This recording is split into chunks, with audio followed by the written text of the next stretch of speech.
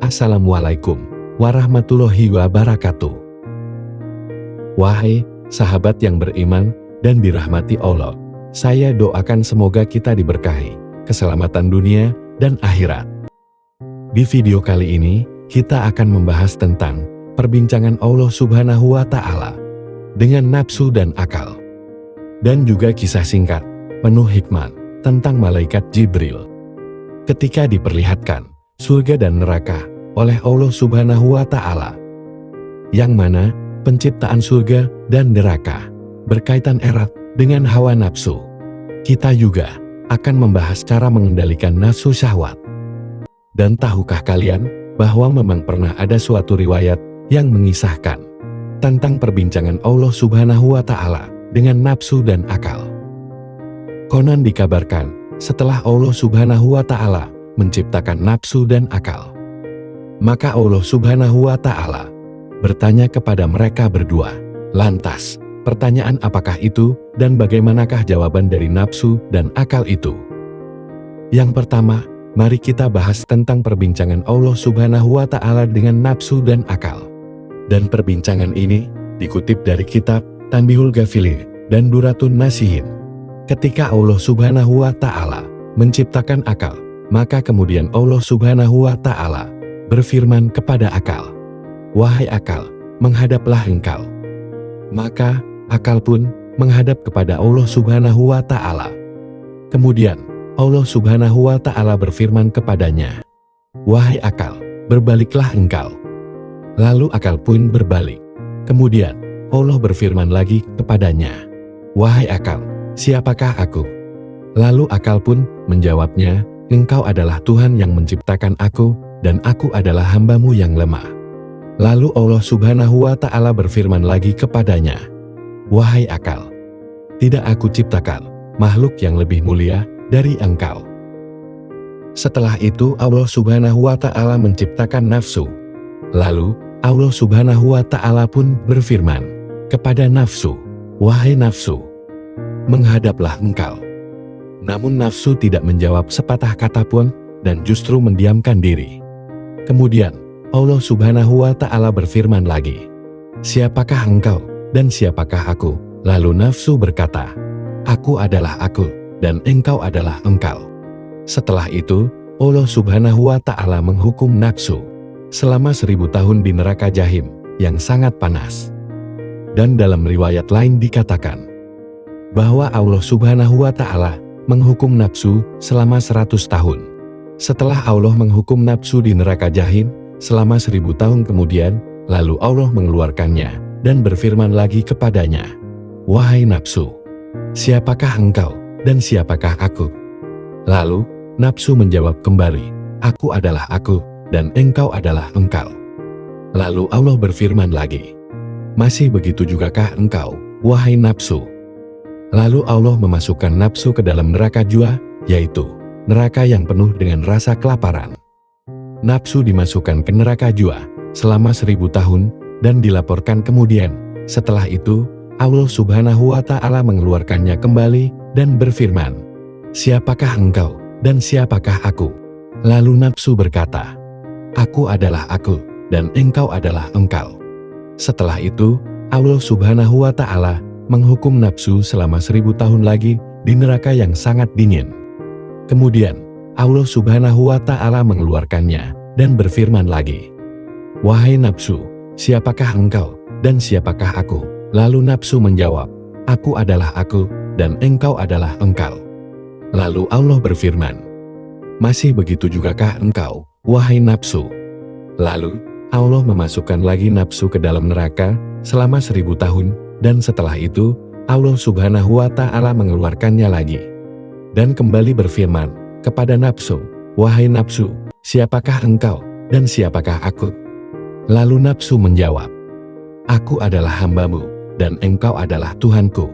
Lalu Allah berfirman, "Wahai nafsu, sekarang engkau masuklah bersama tubuh anak-anak Adam." Dan sesungguhnya Allah Subhanahu wa Ta'ala menciptakan nafsu itu sebagai cobaan untuk menguji manusia yang sudah sanggup memikul amanah, dan juga sebagai sebuah penyaring bagi perbuatan anak cucu Adam Tiap-tiap perbuatan anak cucu Adam yang dilandasi sifat mazmumah atau sifat buruk seperti riya, sombong, dan sebagainya akan tinggal dalam saringan nafsu sebagai ampas. Dan segala perbuatan anak cucu Adam yang ikhlas karena Allah akan melewati saringan hawa nafsu dan sampai kepada Allah Subhanahu wa Ta'ala. Yang kedua, kita akan membahas tentang malaikat Jibril. Diperlihatkannya surga dan neraka, yang mana penciptaan surga dan neraka berkaitan erat dengan hawa nafsu. Dan pembahasan ini dikutip dari hadis riwayat Ahmad, Abu Daud, dan At-Tirmizi. Allah Subhanahu wa Ta'ala itu Maha Adil, karena Dia memiliki asma al-ad, yaitu Maha Adil. Allah melengkapkan manusia selain nafsu dengan akal dan ruh. Keberadaan nafsu, ruh, dan akal sangat erat kaitannya dengan tujuan penciptaan surga dan juga neraka ciptaan Allah bagi manusia. Tentang kisah penciptaan surga dan neraka, Rasulullah Shallallahu Alaihi Wasallam pernah bersabda, ketika Allah menciptakan surga dan neraka, Dia mengutus malaikat Jibril untuk melihat ke surga. Allah Subhanahu wa Ta'ala berfirman, lihatlah ke surga dan lihatlah apa saja yang aku telah sediakan untuk para calon penghuninya. Maka malaikat Jibril pun mendatangi surga, dan kemudian ia melihat surga. Dan kepada siapa Allah telah sediakan untuk para calon penghuninya. Lalu malaikat Jibril kembali kepada Allah dan berkata, demi keperkasaanmu, tidak ada seorang pun yang mendengar tentang surga, terkecuali dia pasti ingin memasukinya. Lalu Allah Subhanahu wa Ta'ala memerintahkan agar surga dikelilingi oleh hal-hal yang dibenci oleh nafsu. Kemudian Allah Subhanahu wa Ta'ala berfirman kepada malaikat Jibril, kembalilah ke surga dan lihatlah, serta lihat pula apa yang aku telah sediakan untuk para calon penghuninya. Maka malaikat Jibril pun kembali ke surga. Ketika itu surga telah dikelilingi oleh perkara-perkara yang tidak disukai oleh nafsu. Kemudian dia kembali kepada Allah dan berkata, demi keperkasaanmu, sungguh aku takut kalau tidak akan ada seorang pun yang mau memasukinya. Kemudian Allah Subhanahu wa Ta'ala berfirman, pergilah ke neraka dan lihatlah ke neraka apa yang telah aku persiapkan untuk para calon penghuninya. Maka dilihatnya ke neraka, sebahagiannya menghantam sebahagiannya yang lain. Lalu malaikat Jibril kembali dengan berita tersebut dan berkata, demi keperkasaanmu, tidaklah ada seorang pun yang mendengar tentang neraka, kemudian ia berniat untuk memasukinya. Kemudian Allah memerintahkan agar neraka dikelilingi oleh hal-hal yang diingini oleh hawa nafsu. Kemudian Allah Subhanahu wa Ta'ala berfirman lagi kepada malaikat Jibril, kembalilah ke neraka. Maka malaikat Jibril pun kembali ke neraka. Lalu malaikat Jibril berkata, demi keperkasaanmu, aku khawatir tidak akan ada yang selamat dari neraka, kecuali ia pasti akan memasukinya. Hadis riwayat Ahmad, Abu Daud, dan At-Tirmizi. Setiap makhluk hidup memiliki hawa nafsu. Sejak manusia lahir, Allah membekalinya dengan nafsu, agar dapat menjalankan kehidupannya secara wajar, sebagai makhluk hidup di dunia. Salah satu nafsu yang dimiliki oleh manusia adalah nafsu syahwat.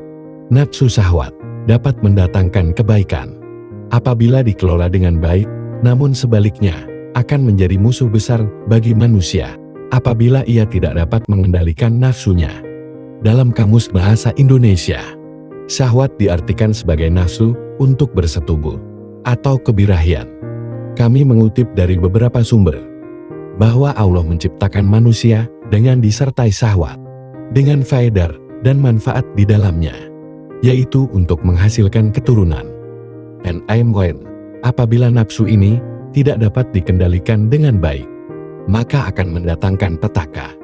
Sesungguhnya Allah telah menuliskan bagi anak-anak Adam bagiannya dari zina. Ia pasti akan mendapatkannya. Zinanya mata, memandang yang diharamkan.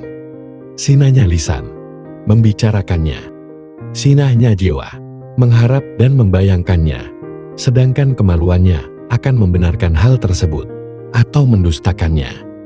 Hadis riwayat Tirmizi. Dalam Al-Quran, Surah Yusuf ayat 31, Allah Subhanahu wa Ta'ala berfirman, maka tatkala wanita itu mendengar cercaan mereka, diundangnya lah wanita-wanita itu dan disediakannya bagi mereka tempat duduk dan diberikannya kepada masing-masing mereka sebuah pisau untuk memotong jamuan. Kemudian dia berkata kepada Yusuf, keluarlah, nampakkanlah dirimu kepada mereka. Maka tatkala wanita-wanita itu melihatnya, mereka kagum kepada keelokan rupanya dan mereka melukai jari tangannya dan berkata, Maha sempurna Allah, ini bukanlah manusia. Sesungguhnya ini tidak lain hanyalah malaikat yang mulia. Dalam kisah Nabi Yusuf alaihi salam, meskipun beliau dicintai dan disukai oleh banyak wanita karena ketampanannya, Nabi Yusuf tidak serta-merta mengikuti nafsu syahwatnya untuk meladeni wanita-wanita tersebut. Berkat ketaatannya kepada Allah, Nabi Yusuf pun memohon agar dijauhkan dari segala perbuatan buruk karena nafsunya. Dan berikut ini adalah cara mengendalikan nafsu syahwat. Untuk mengendalikan nafsu syahwat agar tidak menimbulkan perbuatan-perbuatan buruk, maka terdapat beberapa cara yang dapat dilakukan oleh seseorang, yaitu sebagai berikut. Yang pertama, menjalankan puasa. Dengan menjalankan puasa wajib ataupun sunnah, maka seseorang tersebut juga berlatih untuk mengatur hawa nafsunya. Puasa akan membuat seseorang menjadi terlindungi dari kerusakan akibat nafsu syahwat. Dalam surah Al-Baqarah ayat 183, Allah Subhanahu wa Ta'ala berfirman, Hai orang-orang yang beriman, diwajibkan atas kamu berpuasa sebagaimana diwajibkan atas orang-orang sebelum kamu, agar kamu bertakwa. Rasulullah Shallallahu Alaihi Wasallam bersabda, puasa itu adalah perisai. Maka apabila seorang dari kalian sedang melaksanakan puasa, janganlah dia berkata rapat ataupun kotor, dan jangan pula bertingkah laku jahil, seperti mengejek atau bertengkar sambil berteriak jika ada orang lain yang mengajaknya berkelahi atau menghinanya. Maka hendaklah dia mengatakan, aku orang yang sedang berpuasa. Hadis riwayat Imam Malik dalam Al-Mu'tad, Imam Bukhari dalam Sahihnya, dan Imam Muslim dalam Sahihnya. Yang kedua, cara mengendalikan nafsu adalah memperbanyak doa. Untuk mengendalikan nafsu syahwat, seseorang dapat memperbanyak doa sebagai berikut. Ya Allah, aku berlindung kepadamu dari akhlak amal dan nafsu yang jelek. Hadis riwayat Tirmidzi. Yang ketiga, memperbanyak istighfar. Dengan naiknya nafsu syahwat, maka setan akan semakin menggoda manusia untuk melampiaskan nafsu tersebut kepada hal-hal yang dilarang oleh Allah. Salah satunya adalah berbuat zina. Untuk itu, agar tidak mudah tergoda oleh godaan setan yang terkutuk, perbanyaklah membaca istighfar agar senantiasa ingat dengan Allah. Dalam surah Al-A'raf ayat 200, Allah Subhanahu wa Ta'ala berfirman, dan jika kamu ditimpa suatu godaan setan, maka berlindunglah kepada Allah. Keempat, sholat malam. Rasulullah Shallallahu Alaihi Wasallam bersabda, sesungguhnya aku biasa tidur dan sholat, berpuasa dan berbuka, dan aku menikahi wanita-wanita, maka bertakwalah kepada Allah. Wahai Utsman, karena sesungguhnya keluargamu memiliki hak yang menjadi kewajibanmu, tamumu memiliki hak yang menjadi kewajibanmu, dan jiwamu memiliki hak yang menjadi kewajibanmu. Maka puasalah, berbukalah, sholatlah pada sebagian waktu malam, dan tidurlah pada sebagian waktu malam. Yang kelima, menjaga pandangan. Untuk mengendalikan hawa nafsu, dapat dilakukan dengan cara menjaga pandangan. Menjaga pandangan ini artinya menjaga mata dari melihat hal-hal yang tidak semestinya dilihat karena akan menimbulkan dosa. Dalam Al-Quran, Surah An-Nur, ayat 30, Allah Subhanahu wa Ta'ala berfirman, katakanlah kepada orang laki-laki yang beriman, hendaklah mereka menahan pandangannya dan memelihara kemaluannya. Yang demikian itu adalah lebih suci bagi mereka. Sesungguhnya Allah Maha mengetahui apa yang mereka perbuat. Dan yang keenam adalah perbanyak baca Al-Quran. Allah Subhanahu wa Ta'ala berfirman dalam surah Ar-Ra'd ayat 37, dan demikianlah kami telah menurunkan Al-Quran itu sebagai peraturan yang benar dalam bahasa Arab. Dan seandainya kamu mengikuti hawa nafsu mereka setelah datang pengetahuan kepadamu, maka sekali-kali tidak ada pelindung dan pemelihara bagimu terhadap siksa Allah. Yang ketujuh, berkumpul dengan orang yang soleh.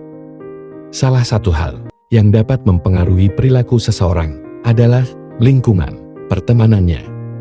Maka dari itu, berkumpul dan bertemanlah dengan orang-orang saleh, agar tidak tergiur untuk mendekati perbuatan-perbuatan yang tidak baik, yang dihasilkan oleh nafsu syahwat.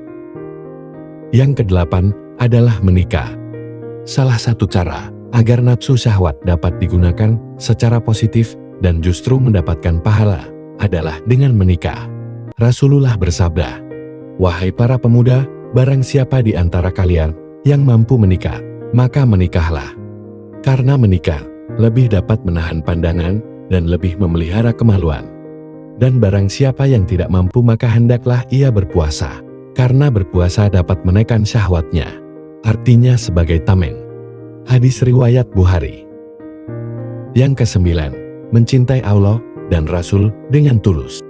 Dalam surah At-Taubah ayat 24, Allah berfirman, "Katakanlah, jika bapak-bapak, anak-anak, saudara-saudara, istri-istri, kaum keluargamu, harta kekayaan yang kamu usahakan, perniagaan yang kamu khawatiri kerugiannya, dan tempat tinggal yang kamu sukai adalah lebih kamu cintai dari Allah dan Rasul-Nya, dan dari berjihad di jalannya, maka tunggulah sampai Allah mendatangkan keputusannya. Dan Allah tidak memberi petunjuk kepada orang-orang yang fasik." Yang kesepuluh, menghindari pemicu naiknya nafsu syahwat. Cara terakhir adalah menghindari pemicu naiknya nafsu syahwat, seperti dengan menjaga pandangan dan jaga cara dengan lawan jenis. Dan inilah sedikit video tentang percakapan nafsu dengan Allah Subhanahu wa Ta'ala. Kisah singkat yang menakjubkan, namun penuh hikmah, dan cara mengendalikan nafsu. Dan semoga dari kisah dan video ini, kita bisa mengambil beberapa pelajaran dan hikmah. Dan juga mudah-mudahan video ini bermanfaat bagi kita semua. Amin ya Rabbal Alamin. Jika kamu suka dengan video cerita ini, jangan lupa like, komen, dan share video ini kepada keluarga dan kerabat terdekat yang Anda cintai, karena Allah insya Allah dengan menyebarkannya menjadi ladang pahala bagi Anda untuk di dunia dan di akhirat nanti. Wassalamualaikum warahmatullahi wabarakatuh.